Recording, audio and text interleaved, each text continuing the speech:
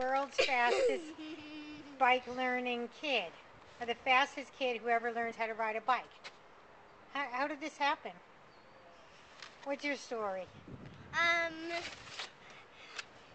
had to have pedaling practice again and again because I didn't know at first. And then I started pedaling, and then I didn't have to fall down. Wow, what a story. It's an amazing story. Try and to sit up because it's not going to. Oh yeah, sit up so that Dad can see you on the picture. And so you practiced a lot and a lot of times, and then Could you sit down, please?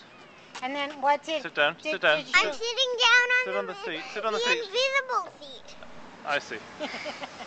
Wow, he's such an amazing kid. He even has an Invisible seat. invisible seat. Let's see you on the invisible seat then. Would you like to do another demonstration of your biking? Invisible seat. Yeah. Would you like No, to show no. again? Before you do that, No. can you describe? Come back and describe whatever it is. Now time for bike riding. No, now time. Now time for some more analysis, some more thoughts on the zen of riding bicycles. Goodbye.